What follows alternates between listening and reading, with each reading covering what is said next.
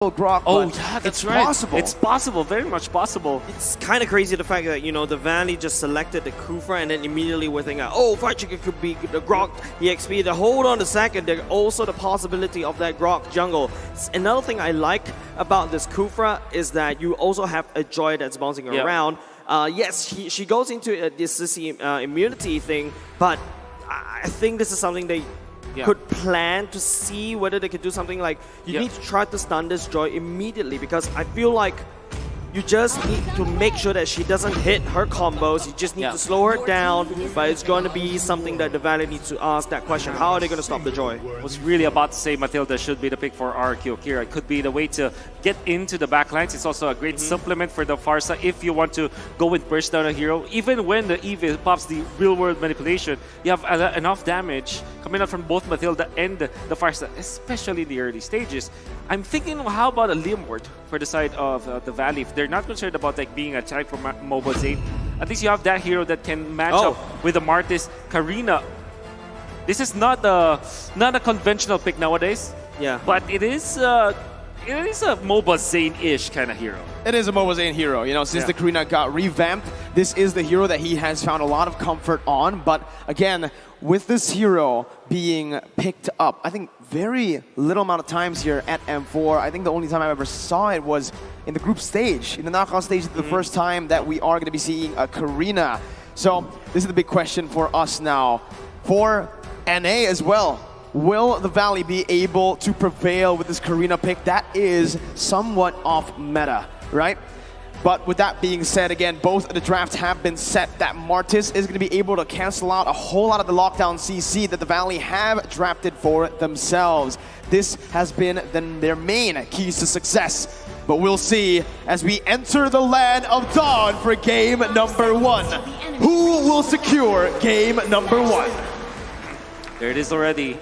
Minion blocking coming out from the Grok just to contain the minions so that they will have an advantage in the laning stage. And this is one way to really play the Grok in the X lane, which really makes it a very strong hero in the side lanes. I think the biggest question I would like to ask is, what is Mobile Zane going to build towards you? Is this going to be a tank Karina, or is this going to be a magic assassin Karina? But looking at the emblem, I don't think it really tells a lot. Usually you go for the Demon Slayer emblem as well for, well, the tank Karina. But it feels like Mobile Zane right here, there's a lot of tankiness already built in their roster. I feel like they need to try to solve the question of taking down Gusta Lagusta, taking down Sagan, and then roll Snowball.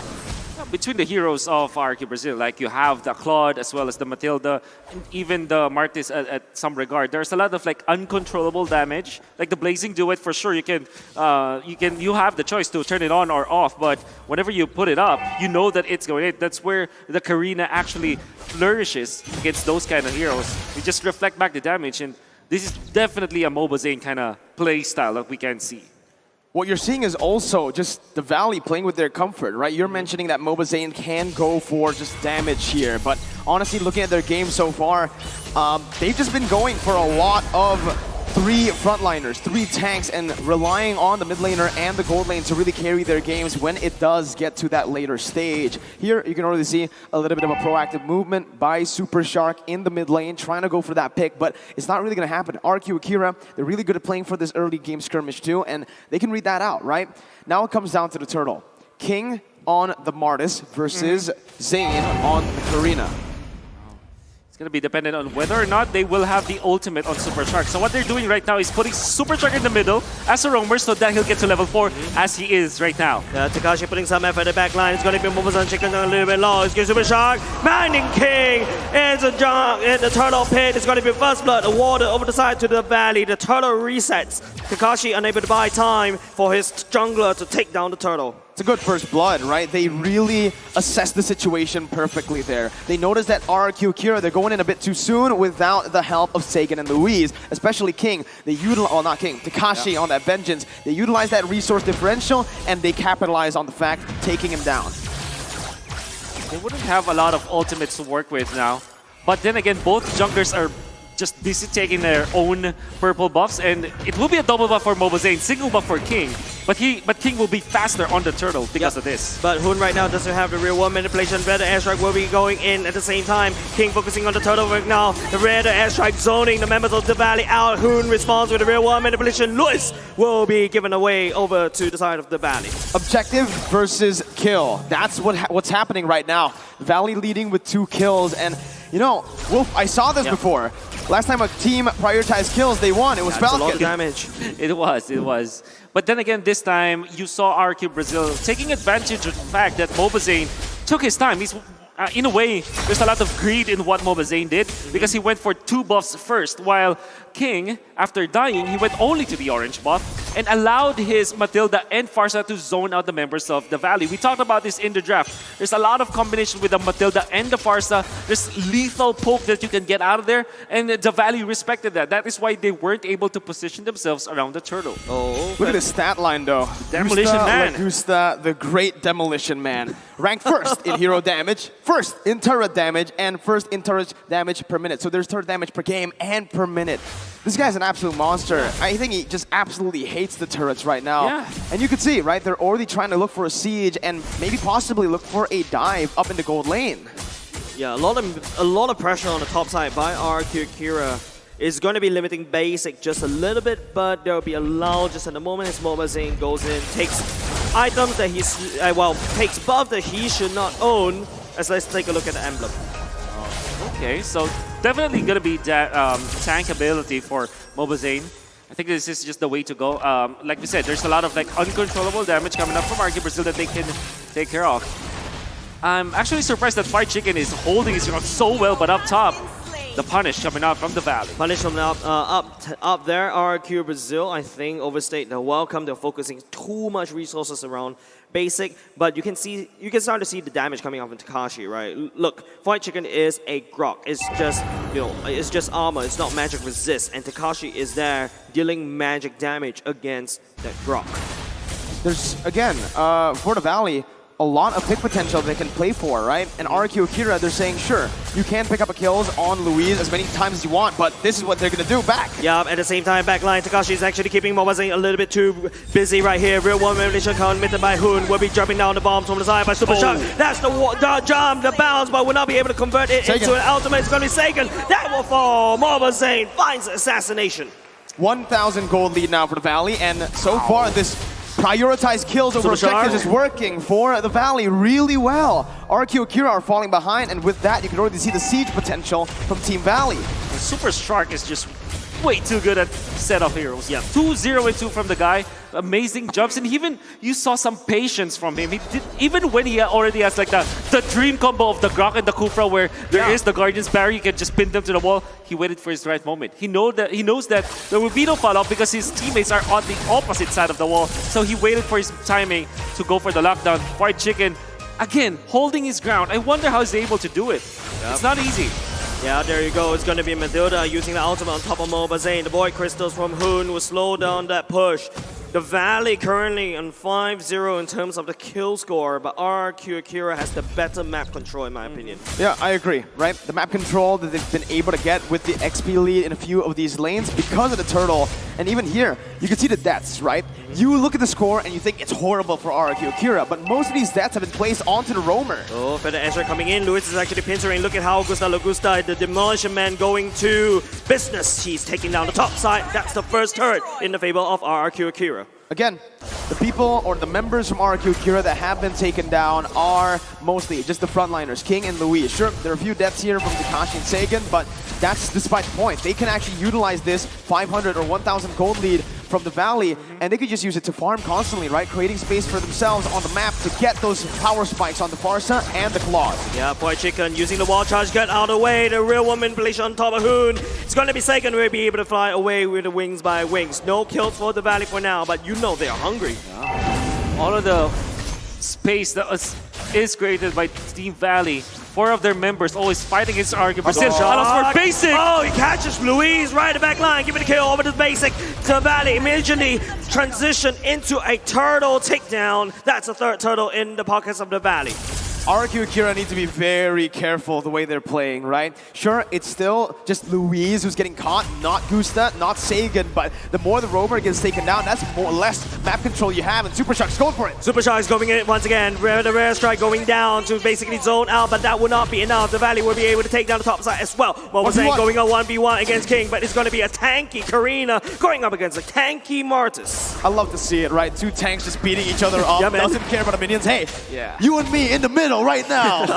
Do that in no chat. Okay. It will be difficult now to deal with the Valley already. You can see Super Shark picking up the Radiant Armor. Majority of the early game damage of RRQ Akira is based on magic. That's Joy, that's Farsa, that's Matilda, all nullified with this item. And then, if you're looking at basic, already picking up the Wind of Nature, it means that even the physical damage department, that's gonna struggle against Team Valley.